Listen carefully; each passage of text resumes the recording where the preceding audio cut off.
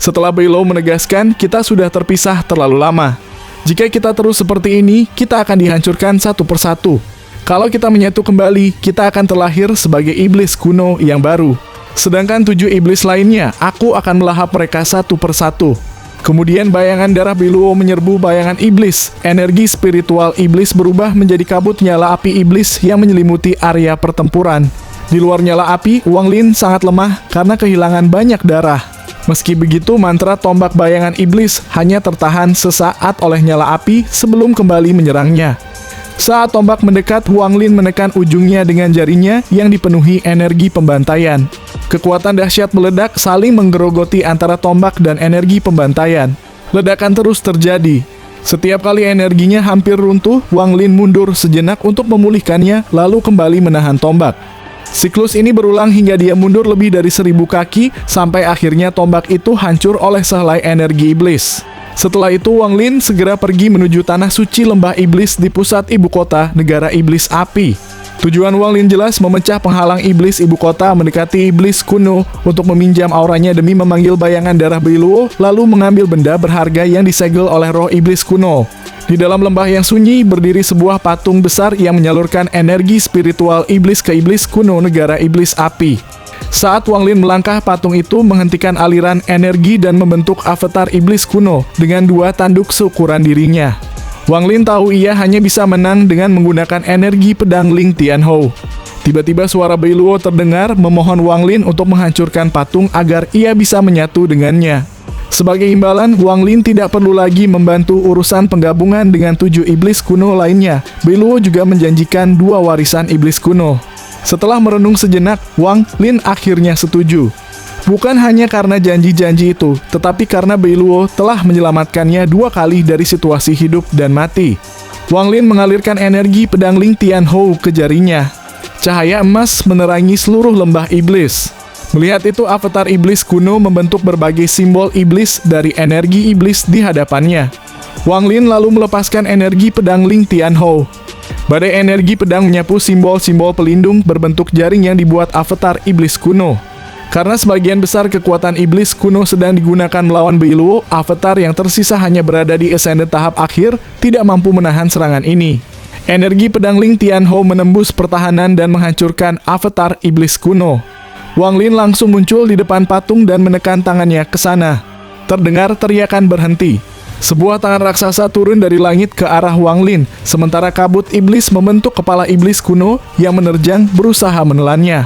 Adapun Wang Lin mengalirkan energi spiritual surgawi ke dalam patung. Retakan muncul dan patung itu akhirnya runtuh sepenuhnya.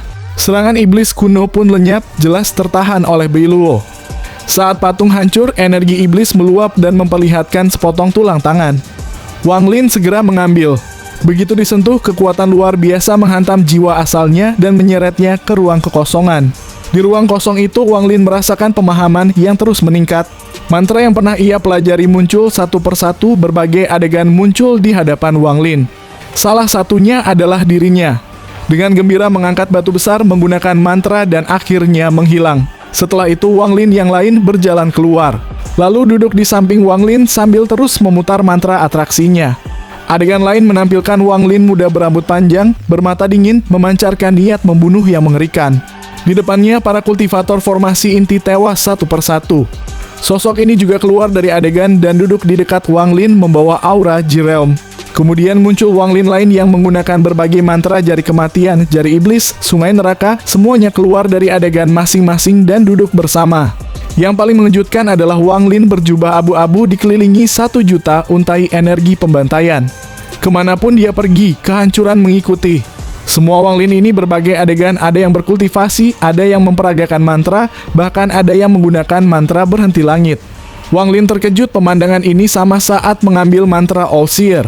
Wang Lin pun berkata, mungkinkah perubahan yang muncul saat ini seseorang mencapai puncak langkah pertama dan hendak memasuki tahap ilusoriin dan korporeal yang berkat warisan iblis kuno.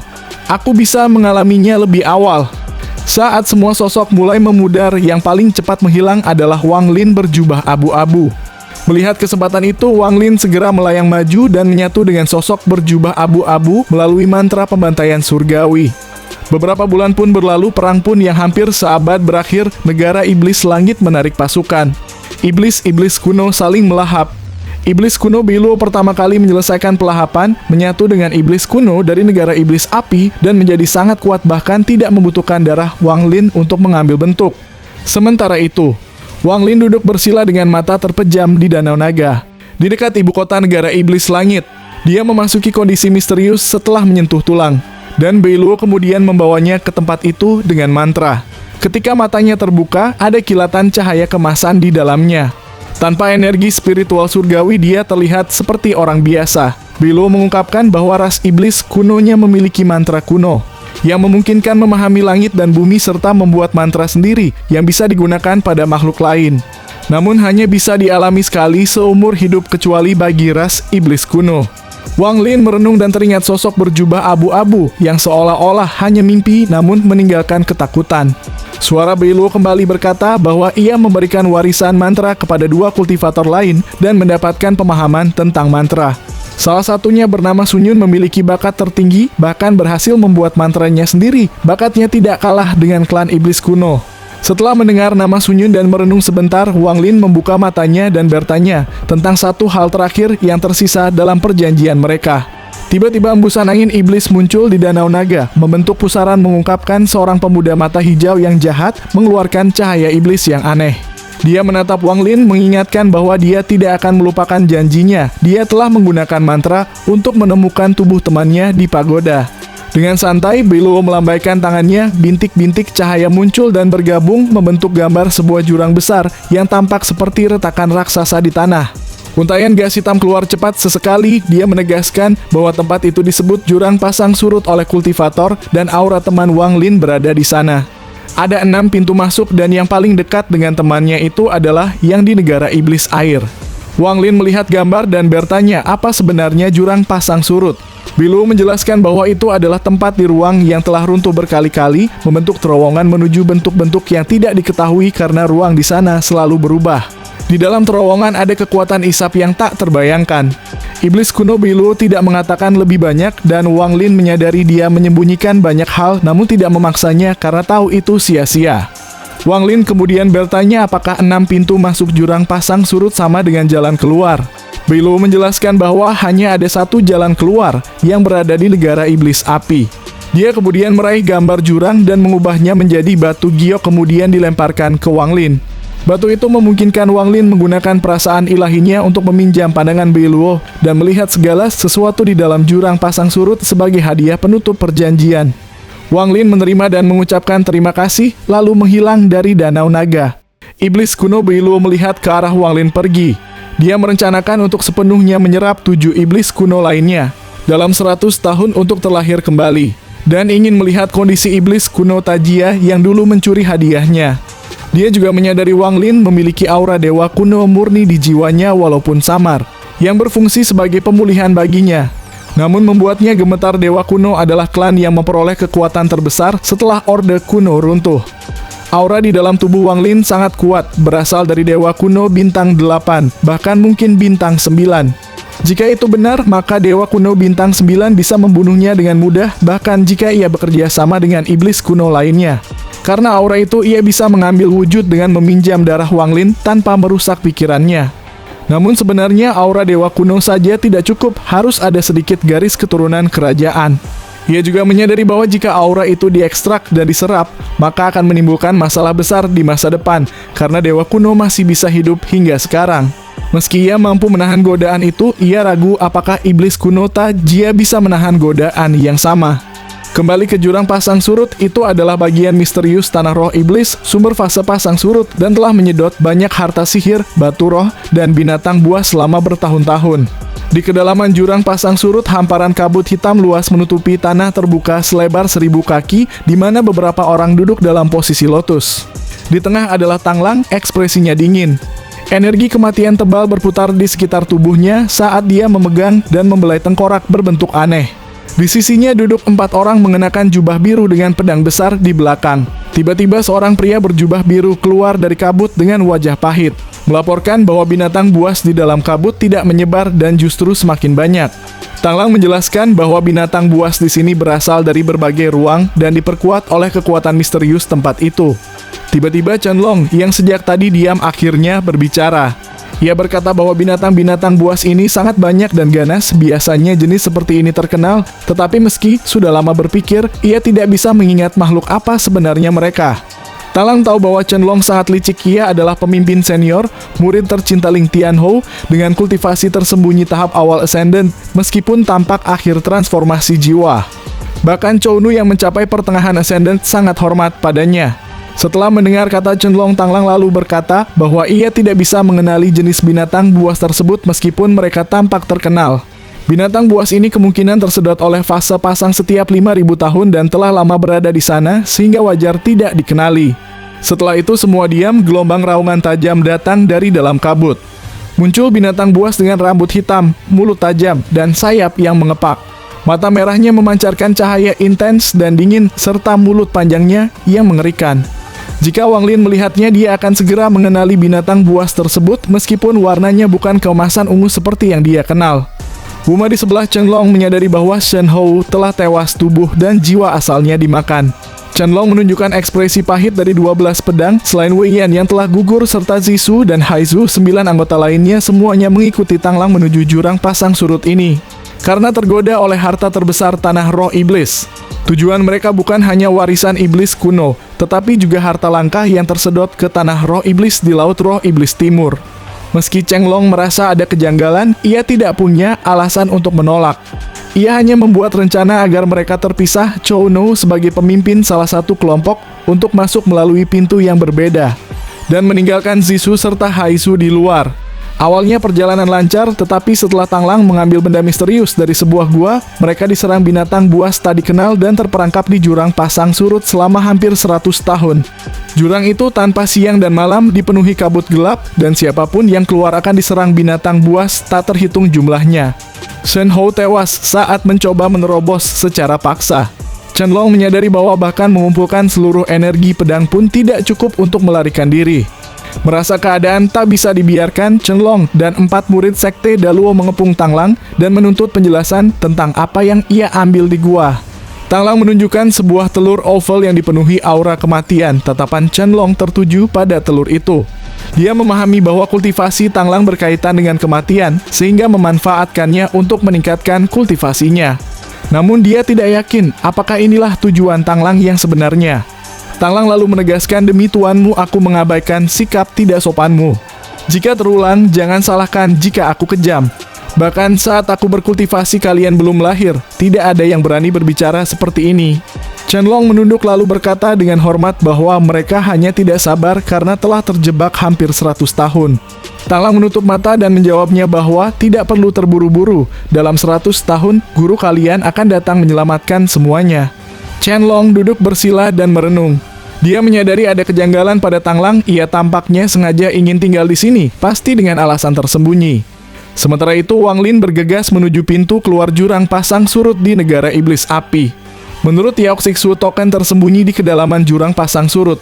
Ia juga tahu Tanglang dan murid sekte pedang Daluo telah menghilang 100 tahun lalu dan menduga mereka juga memasuki jurang pasang surut. Jika mereka masih di dalam, Wang Lin harus mengamankan pintu keluar di negara iblis api untuk menutupi markasnya. Dengan teleportasi tingkat tinggi, Wang Lin melaju cepat. Di tengah perjalanan, ia teringat pengalamannya menerima warisan iblis kuno saat menyatu dengan sosok berjubah abu-abu yang menunjukkan mantra pembantaian surgawi. Energi pembantaiannya melonjak dari 1 juta menjadi 10 juta lalu membentuk simbol aneh yang tercetak di dahinya. Simbol itu menembus tubuh Wang Lin dan menyatu dengan jiwa asalnya, memicu transformasi misterius yang memutuskan hubungan jiwa dan tubuh. Dalam 3 napas waktu, jiwa asal dan seluruh vitalitasnya diserap, berubah menjadi gas abu-abu yang lenyap ke dalam simbol. Wang Lin menyaksikan tubuh dan jiwa asalnya diserap oleh simbol yang terbuat dari 10 juta energi pembantaian. Simbol itu terbang keluar berbau darah, lalu meledak dan berubah menjadi seuntai energi pembantaian sesungguhnya. Kenangan itu masih membuat hatinya bergetar. Ia yakin pengalaman di ruang misterius itu bukan ilusi. memungkinkan dia memahami mantra pembantaian surgawi sepenuhnya dan memperdalam penguasaannya. Dalam kondisi misterius itu, mereka yang diberkahi surga bahkan dapat menciptakan mantra sendiri dan menyempurnakannya melalui simulasi tanpa akhir hingga mendekati kesempurnaan. Sun Yun adalah contoh nyata. Meski bakat Wang Lin telah banyak berubah selama 800 tahun, ia tetap jauh tertinggal dibanding Sun Yun. Ia tak mampu menciptakan mantranya sendiri. Namun itu semua berkat kecerdasan dan pengamatannya. Bahkan All Seer pun tak akan menduga bahwa Wang Lin mampu mengungkap rahasia mantra pembantaian selama warisan iblis kuno. Mantra pembantaian memang luar biasa, namun All Seer terlalu kejam. Untungnya pemahamanku hanya mencapai 1 juta untai energi pembantaian. Jika sampai 10 juta, aku pasti telah berubah menjadi simbol dan menjadi energi pembantaian lalu diserap olehnya. Ia pun curiga bahwa All Seer menerimanya sebagai murid karena pemahamannya tentang hidup dan mati di Vermilion. Selama aku belum cukup kuat, All Seer tak boleh tahu bahwa aku menyadari semua ini. Adapun mantra pembantaian surgawi, aku harus mempelajarinya dengan sangat hati-hati untuk menemukan celahnya. Beberapa hari Wang Lin di pintu keluar jurang pasang surut di negara iblis api, ia memasang pembatasan tersembunyi yang berfungsi melacak siapapun yang keluar. Jika keluar dari pembatasan, mereka akan meninggalkan jejak. Setelah itu, ia menuju negara iblis air untuk memasuki jurang pasang surut dan mencari Zhou Yi kemudian menyelamatkannya. Beberapa hari kemudian di bagian barat negara iblis air, di wilayah Laut Awan, salah satu pintu masuk jurang pasang surut terbuka. 4 kultivator, 2 pria dan 2 wanita, berdiri di luar lautan awan menatap ke dalam jurang. Salah satu wanita sangat cantik, ia mengenakan gaun putih bernama Zhao Ixuan. Wanita kedua terlihat lebih biasa, ia mengenakan pakaian merah muda yang bernama Xu Fei. Di samping mereka berdiri seorang pria muda berjubah merah bernama Du Jian. Ia menjelaskan bahwa tempat ini adalah pegunungan awan di negara iblis air yang pernah ia temukan secara tidak sengaja.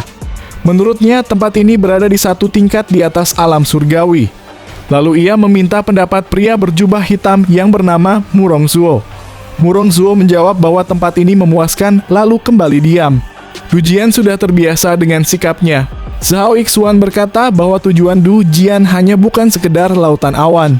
Du Jian mengakui bahwa ia menemukan celah di tanah yang mungkin merupakan pintu masuk ke jurang pasang surut yang legendaris. Tiba-tiba, Murong Zuo merasakan aura yang sangat kuat. Cahaya muncul dan berubah menjadi Wang Lin. Du Jian terkejut dan sedikit takut. Ia segera mengenalinya kalau dia adalah Wang Lin, apalagi dia telah mencapai Ascendant.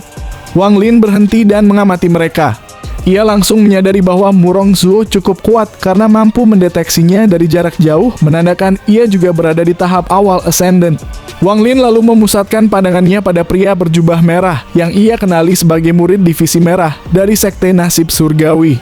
Dari 4 orang itu, 3 berada di tahap puncak transformasi jiwa. Du Jian dari divisi merah sudah setengah langkah menuju tahap Ascendant. Du Jian akhirnya memperkenalkan dirinya. Ia juga memperkenalkan pria berjubah hitam sebagai Murong Zuo dari Sekte Tinta, sementara 2 wanita berasal dari Sekte Awan. Murong Zuo menatap Wang Lin lalu memberi hormat dan berkata, "Rekan kultivator Wang, saya Murong Zuo, murid generasi keempat dari Sekte Tinta." Hal ini mengejutkan Du Jian dan kedua wanita itu karena Murong Zuo dikenal sangat pendiam dan jarang berbicara panjang, bahkan kepada kultivator pertengahan Ascendant lainnya. Wanita cantik bernama Zhao Ixuan lalu memperkenalkan adik magang juniornya, Xu Fei. Mendengar nama itu, Wang Lin teringat seseorang dari masa lalunya. Mereka berada di sekte yang sama, namun dia hanya nama saja yang sama. Xu Fei dengan lembut memberi salam kepada Wang Lin. Du Jian kemudian bertanya langsung apakah Wang Lin datang karena jurang pasang surut. Wang Lin mengangguk. Du Jian memperingatkan bahwa jurang pasang surut sangat berbahaya, bahkan bagi kultivator tahap Ascendant, lalu mengajak Wang Lin pergi bersama agar bisa saling membantu. Wang Lin mempertimbangkan ajakan itu. Ia tahu jurang pasang surut penuh risiko, tetapi keberadaan Murong Zuo yang mampu mendeteksinya dari jarak sangat jauh membuatnya tertarik. Akhirnya Wang Lin setuju untuk bergabung.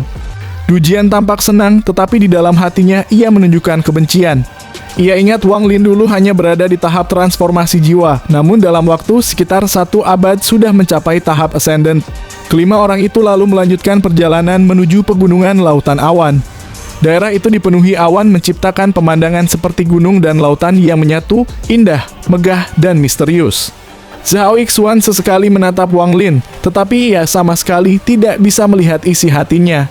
Padahal di tanah roh iblis, ia bahkan mampu membaca pikiran para jenderal iblis.